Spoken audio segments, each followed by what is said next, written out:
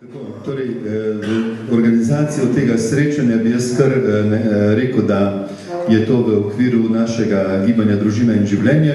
Pri Družini in življenje, torej večina ali pa mnogi med tukaj prisotnimi možmi so že bili na tem našem tako imenovanem temeljnem seminarju za zakonce in tam veliko govorimo seveda tudi o odnosih, mislimo, da so odnosi tista stvar, o kateri pač se danes premalo govori, premalo se vzgajamo za odnose, premalo negujemo odnose, premalo gradimo odnose, da so odnosi nekaj resnega, nekaj živega. Kako ti v tvoji družini, predvsem s tvojo ženo, gradiš odnose?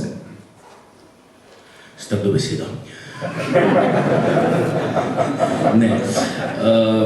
Tako bi rekel, mi dva z ženo smo skupaj res že dolgo časa. Bila sva stara ona 15-16 let, bila sva si prvo ljubezen, bila sva tudi toliko čudna in bizarna, da sva sicer ne da bi se poznala vsak svojega konca kot res sveža najstnika molila drug za drugega, se pravi za nekoga, ki bo moj partner, partnerica, mož, žena.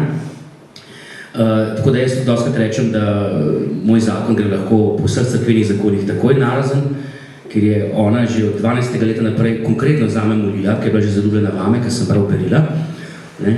In je molila v cerkvi, gledala me, kako sem tam na ambonu prav berila, rekla, joj, Bog, da bi bil moj, ne? Tako da sem jaz prisilil ta zakon, jaz sem pokinil, ne? Tako da jaz mislim, da to nekaj, kar na vsakem cerkvenem sodišču zdrži, da grem jaz lahko res tako in drugam. Če bi hotel, seveda pa ne. Bila sem tudi toliko čudna, da sva prvo leto skupne hoje, res samo hodila. Dobesedno, čist suhem pomenu te besede, hodila. Se pravi, potem, ko sva si nekako odkrili, da se imava rada, sva se odločila, da se ne bova ne držala za roke, ne objemala, ne poljubljala, ker to želimo prišparati za tistega, ki bo moj mož, moja žena. In potem sva eno leto res samo se srečevala, predvsem hodila, ne, ker nisem upala nek men domov, nek ne domov, ne, tako kot pač 15-16, ne, se veste, kako to je. In sva se sprehajala po vasi, sva hodila, tako da sem videl, kaj obe skupaj hoditi, ne. Po enem letu se je pa v Naja nekako zbudil ta občutek, da sva ta prava, ne. In se pravi, se šele po enem letu pravzaprav začela uradno hoditi, ne. Potem so bile še tudi druge bizarnosti, ki jih mislim, da lahko povem, ne. Nekaj mogoče malo eksempel, malo mogoče osvarilo tudi. Potem, ko je prišel čas za študij, sva šla v Ljubljano in sva skupaj stanovala v garsonjeri, od fant in punca. Čisto iz gorenjskih razlogov, ker je bilo pač garsonjera na razpolago, pa da ne bi bilo drugih stroškov, ne. In moram reči, da takrat se nam je to zdaj popolnoma normalno. Res sem samo stanovala, ne živela skupaj, da se razumemo, stanovala kot dva cimra. Mislila sem tudi, da dajava dober zgled, da se pač da tako lepo in vzdržno živeti, ampak problem pri tem egzemplu je ta, da če ti ljudje ne verjamejo, potem je to slab egzempel, ne. Jaz zdaj, ko gledava nazaj, vidva, da nam verjetno tudi najmanj duhovnik, kateremu smo spovedi hodili, ni do konca verjel, da res samo stanujeva skupaj in da cel kup ljudi, s katerimi so se takrat družila, iz mladinske skupine in najnih prijateljev, je polovica teh je zdaj koruznikov, ne, in smo mogoče midva dala slab zgled s tem, ker nama pač niso verjeli, da samo stanujeva skupaj. In se pravi, je to najno življenje prišlo malo pod vprašanje, pa dejansko, če bi se takrat tega zavedala, tega ne bi počela. Takrat sva dejansko mislila, da počneva nekaj zelo, rekel, spodbudnega. In je bilo to opozorjenje, reči, kako je to možno, ne, in ta dvom v to, da se to da, je seveda razlog mnogih pogovorov, ampak dejansko, če se, bila se korenca, sva trmasta, če se človek za nekaj odloči, pa reči, tega se bom daril, se pač tega drži. In hočem reči, to je nama nekaj takrat pomenilo, oziroma takrat nama nekaj pomeni, oziroma nama je pomenilo, in sva se teh dogovorov, najnih odločitev pač držala, brez večjih težav, ne. Mislim, meni res, da pogledate, nisem kaj posebnega, moja žena je lepa punca, tako da hočem reči, brez želja in skušnjav seveda ni bilo, ampak ni bilo pa to nekaj tazga, da bi se jaz moral zaradi tega odseliti ali pa iskati pomoči pod mrzlim tušem in tako naprej, ne. Je pa res, da pred leti, ko sva potem to javno tudi malo nastopila na Pop TV, mislim, na nekaj oddaje in tako naprej, potem so bili pa forumi na internetu, dejansko sem tudi videl, da še zdaj nama noben ne verjame, ne. Zelo tako bizarno je bilo, da ko sem šla na pripravo na zakon, pa sem rekel, za Božjo voljo me vidite, noben mu ne pove, da stanujeva skupaj, ker noben ne bo verjel, ne. Ne? Na koncu, ko so na unem tečaju za zaročence ugotovili, da sva še edina, ki nisva že pokonzumirala zakona, ki ga sploh še ni, sva to povedala kot argument, da se da, če človek želi. Ne? Na tistem tečaju za zaročence je celo duhovnik rekel, da se katoliška cerkev zaveda, da je predzakonska vzdržnost nedosegljiv ideal. Nedosegljiv ideal. Zdaj, to je bil en mojih prvih izbruhov. Ne? Meni je takrat odnesel piskar, da nekdo tako mirno in hladno pljune na nekaj, kar nama nekaj pomeni, oziroma celo nekdo, ki uči to, ne, in zagovarja. Tako da so me zavese na oknih, so se majali, ljudje so me malo čudno gledali, ampak to je en tistih prvih znamenitih Čušiljevih izbruhov. Tako da smo malo čudne že od začetka. Ne? Ja. Vsa ta leta so skupaj. Zdaj odnose, to je bilo originalno vprašanje, seveda. Ne? Pravzaprav se nikoli nisva ukvarjala s tem, kako te odnose vzpostaviti, kako jih, ker sva res od rane mladosti skupaj, tako reče. Vse to je raslo skupaj z nama. Tudi dostakrat vprašajo, recimo zdaj, ker jaz sem po cele dneve, to jutre naokrog, ne vidiš to, neverjetno, ne? Vprašajo, kako to žena zdrži, ne? Ampak ona je tega navajena že od samega začetka, ne? Ker je študij na akademiji bil ravno tak, mene cele dneve ni bilo doma, bila sva skupaj samo zvečer, pa še zvečerne, če sem jo vajen, tako naprej, tako da ona je navajena tega, da me kaj dosti ne vidi, to je eno razlog, zakaj z mamo, ne? Ker meni gledati, da prenašati ni najbolj enostavna stvar na svetu.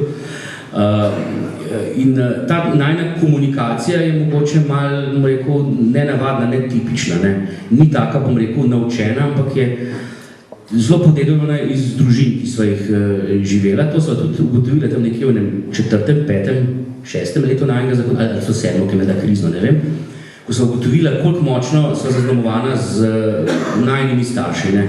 In ko sva si priznala, da bova neizogibno postala jaz, moj fotor in ona svoja mati, ne? Ko sva to sprejela, ne? Da se spreminja v nekaj, kar sva skušala pozabiti na nek način, ne? Ko sva to sprejela, ko sva to doumela, sprejela najprej samo pri sebi, pri drugem, je bilo veliko lažje, ne? Potem sem se naučila, da smo te sorte družine, ki se za praznike skregamo.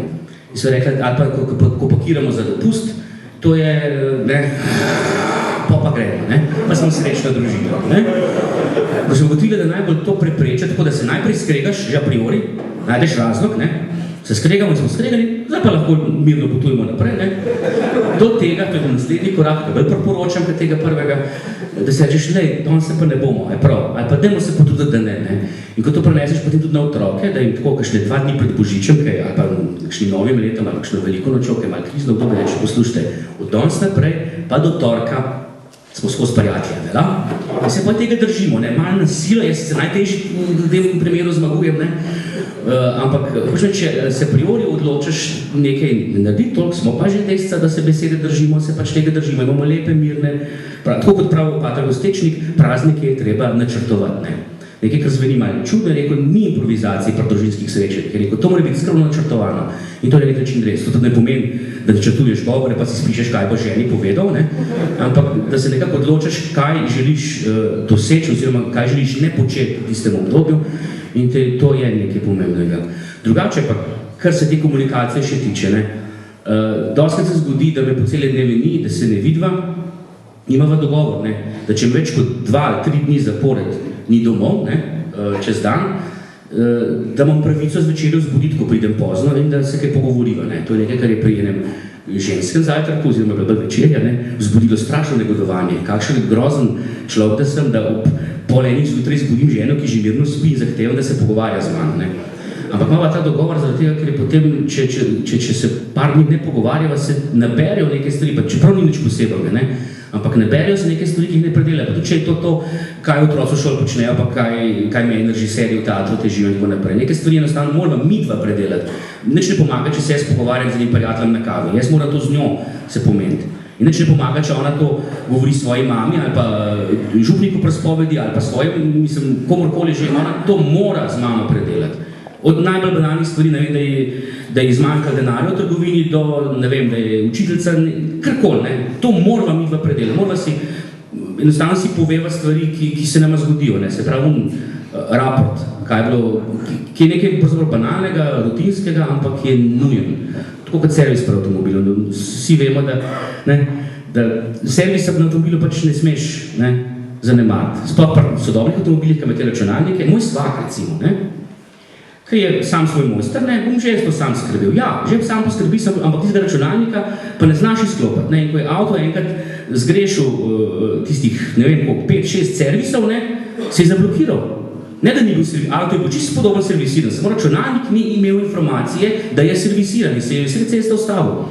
Ko je popeljal k mehaniku in mehanik je samo je bil avto spet dober, ker pač tega dostopa ni imel. Ta servis je nujen pri avtomobilih. Ne? Pri naših odnosih se nam pa zdi, da ta servis ni potreben, ne? Ker pač nimamo te tipke za. Ne? In ne vidimo, da se žena ali pa mož tako kot avto na cesti ustav kar na lepem. Spregledamo to, se še kar vozimo naprej, ne? Avto pa stoji tam, to je nemogoče. Ne?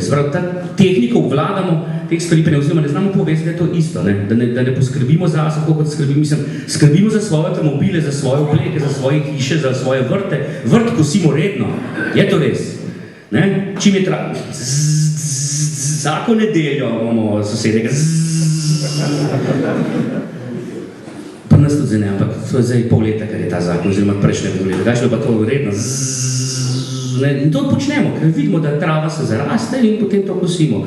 Pri svojih najbližjih ne opazimo, kdaj se trava zaraste, kdaj ni več slezic, pa sam še grmovje in tako naprej. Ne. In se moramo nekako navaditi, da so neke stvari treba a priori, oziroma preventivno, redni servisi in tako naprej, to mora biti. Ne. In nekaj tega se drživa. To ne pomeni, da je pri nas zmeraj glorija, aleluja, ne. Imamo doskrat tudi kakšne pasionske igre. So mogoče večkrat kot kje druge, ne, ker sem pač jaz malo živčen človek, to se ne zgleda, ne. To, kakšni, ki mislijo, da vse, kar napišem, da je res, ne. Tam, enkrat so rekli se družinske komedije, ki jih pišem, kako je to čudovito, sem rekel, ja, če bi bilo to res, ne, da bi se jaz skozi otroke pogovarjal, pa da bi moji otroci take lepe stvari govoril, pa jaz njim tako lepo stvari razložil, bi bilo res čudovito, ampak to je literatura, ne. Pač uporabiš žive ljudi, jim daš besede, ki misliš, da bi bilo prav, ne. Jaz bi si silno želel živeti te svoje družinske komedije, ampak žal ne. Sicer ne pride do družinskih tragedij, ne, ampak tako. Ampak no, kar se te komunikacije tiče, redni servis, ja, redno se pogovarja, oziroma kadar se nama nekaj začne dogajati, ne, nekaj, ker preraste običajen, brezvezen prepirček, joj, ne vem, nekaj številnika nisi odstavil, kaj taga, nekaj, da čutiš, da je večkrat samo to, ne, takrat veva, da manjka nekaj, ne. In parkrat v življenju se nam je tudi zgodilo, da se je trava toliko zarasla, da sem morala pisati, da tudi se pogovarjati smo mogli, se pravi, da je bilo toliko napeto, da enostavno ni šlo preko pogovora. In takrat nastopi pisma, ne. Pridem zvečer domov, in me je čak tudi dvakrat, da ne bo smislil to vsak teden, tak pa spet nisem, ne. Ampak je dvakrat v tej 20-letni zgodovini pa že bilo, da me je čakalo pismo, ne, in potem sem na to pismo odgovoril in potem sva po nekaj 2 dneh pisanja spet lahko spregovorila, ne. In pa sem spet, tako kot seveda, avto, ne, če je kaj hudo narobe, zablokira ure, pa ga slišim teden, pa sem res pri mehankarju, ne. Dalj cajta čakaš, dalj cajta pa je potrebno za popravilo, ne. Ampak to, no, mislim, da je pogovor. Meni je čas hecen, da sploh včasih, ko sem se še več s kolegi pogovarjal, kako neke stvari skrivajo pred svojimi ženami oziroma partnericami in tako naprej, ne. Rečejo tudi tega pa ne bom povedal, tega pa ne smem povedati, ali sam da ne bo zvedla. Meni je to nenavadno, jaz vsako traparijo, ki jo naredim, doživim, jo pač povem. Ne, meni se zdi hecno, da neki, mislim, mi je hecno, da nekdo pogovarja z mano pa reče, pa tega žen ne povej. Kako lahko to pričakuješ, da tega ne bom ni povedal? Ne? Jaz si še povem tudi to, kaj se spovedujem. In ona meni pove, da si to poveva. Ne? Če ne bi bilo župniku narodno, bi šla tudi skupaj k spovedi. Oziroma, jaz sem rekel, veliko lažje bi bilo, če bi jaz samo spovedal, ona pa mene. Sem rekel, veliko temeljita spoved bi bila. Ne?